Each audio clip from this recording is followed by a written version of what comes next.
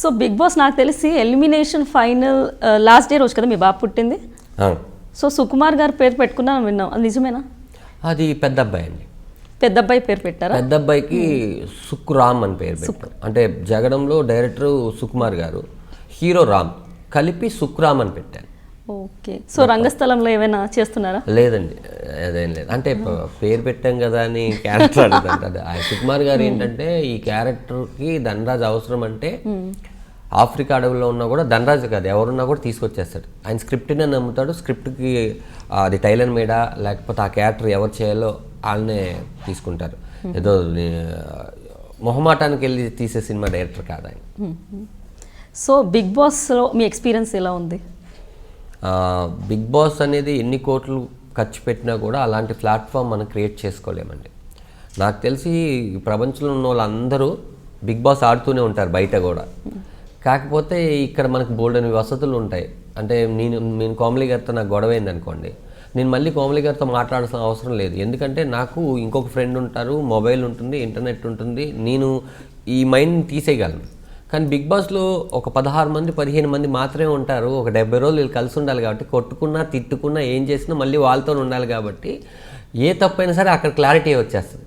Sir నాదే తప్పు కదా, ఓకే నేను ఇంకా ఎప్పుడు తప్పు చేయను, మనం మాట్లాడుకుందాం, మన పనులు మనమే చేసుకుంటూ మళ్ళీ ఎక్కడో తెలియకుండా 90-20లోకి వెళ్ళిపోయినట్టు ఉంటుంది లైఫ్. ఏ ఎక్విప్మెంట్ మన దగ్గర లేకుండా మనుషులతోనే మీరు మాట్లాడుకోవాలి అనే పరిస్థితి. నాకు తెలిసే ప్రపంచంలో ఉన్న ప్రతి ఒక్కరు ఒకసారి బిగ్ బాస్కి వెళ్ళి రావాలి. సో 7 వీక్స్లో ఏం నేర్చుకున్నారు అక్కడ?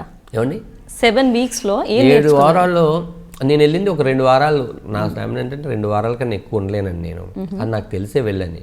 నాకు తెలియని విషయం ఏంటంటే మనం ఎప్పుడు వెళ్ళిపోదాం అంటే అప్పుడు పంపించేస్తారేమో అనుకున్నాం, కానీ అలా కాదు. జనాలు ఎప్పుడు వద్దనుకుంటున్నారో అప్పుడే నువ్వు వెళ్తావు అనేది మాత్రం నాకు తెలియలేదు. ఎందుకంటే నేను హిందీ బిగ్ బాస్ కానీ మిగతా చూడలేదు, నాకు హిందీ పెద్దగా ఏం రాదు. అక్కడికి వెళ్ళిన తర్వాత మీకు నాకు గొడవ అయితే మన ఇద్దరం మాట్లాడుకుంటే సరిపోతుంది. ప్రపంచంకి ముందు తెలిసి ఆ తర్వాత మనకు తెలుస్తుంది. అలా కాదు, ఏ గొడవ ఎప్పుడు జరిగితే అప్పుడే పరిష్కారం అయిపోవాలి. అది ఒకటి నేర్చుకున్నాను.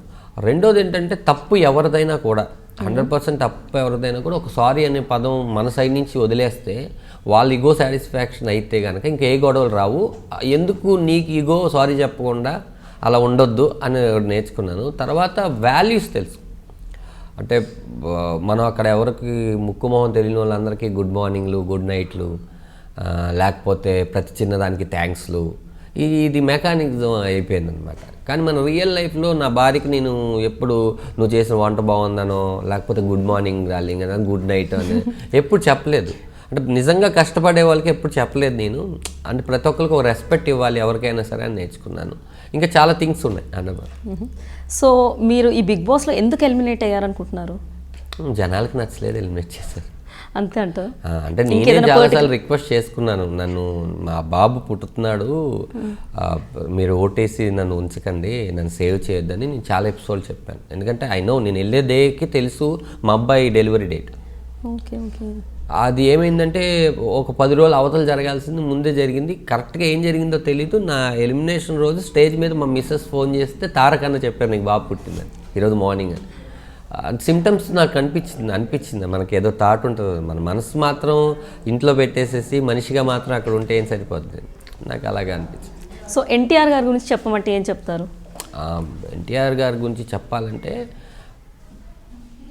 ఒక బిగ్ బాస్ కాదండి. ఎన్టీఆర్ గారు ఎలిమినేట్ అయిపోయిన తర్వాత అంతకుముందు నేను ఆయనతో యాక్ట్ చేయడం కానీ లేకపోతే పర్సనల్గా కలవడం కానీ ఏం చేయలేదండి. ఎప్పుడు ఊసరు వెళ్ళి బృందావనం దాంట్లో నేను వేణు కలిసి కామెడీ స్కిట్ చేసాం. అప్పుడు ఆయన నవ్వడం బాగా చేశారండి అంతే. కానీ ఎప్పుడు నేను ఆయన లైఫ్ చెప్పారు నాకు. అంటే ప్రతి ఆదివారం మా 13 మందో లేకపోతే 14 మందో బిగ్ బాస్ హౌస్లో ఉంటాం కదండి. మా మొహాలు కాకుండా ఇంకొక మొహం ఎవరిదైనా చూడాలంటే తారక్ గారిది. ఆయన ఇచ్చే ధైర్యమే మాకు 1 వీక్ అక్కడ సర్వే అవ్వడానికి కుదురుతుంది.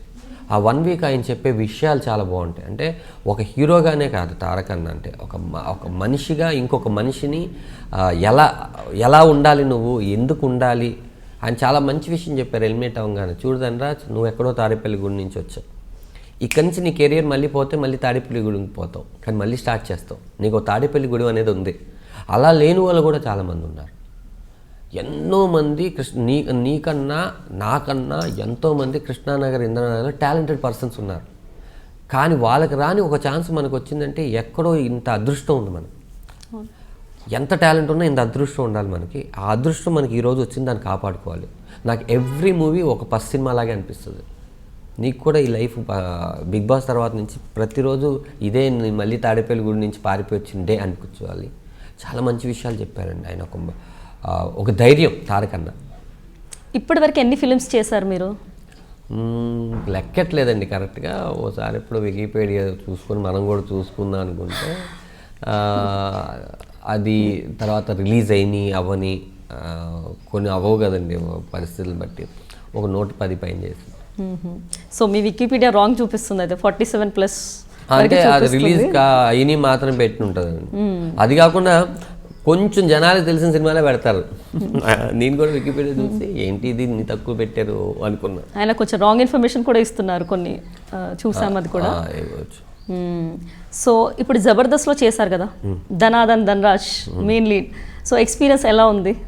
చాలా బాగుందండి. ఈరోజు ధనరాజు, అదే నేను చెప్పాను కదండి, మీరు ధనరాజు అనే నా పేరుని ధనరాజు అని దానికన్నా ముందు ధనాధన్ 2 యాడ్ చేసిందంటే జబర్దస్తే. జబర్దస్త్ ఉంది కాబట్టే ఈరోజు ఫైనాన్స్గా మేము సెటిల్ అయ్యాము. ఎవరు కార్లు కొనుక్కున్నా లేకపోతే ఇంత మంచి ఫేమ్ వచ్చినా ఓన్లీ జబర్దస్త్ కారణం అండి.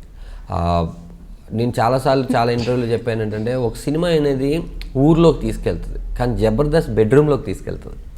మన వాళ్ళు అనే ఫీలింగు జబర్దస్త్ ద్వారా మేమందరికీ పరిచయం అయ్యాం అనమాట. జబర్దస్త్ లేకపోతే ఈరోజు చాలామంది ఆర్టిస్టులు లేరు.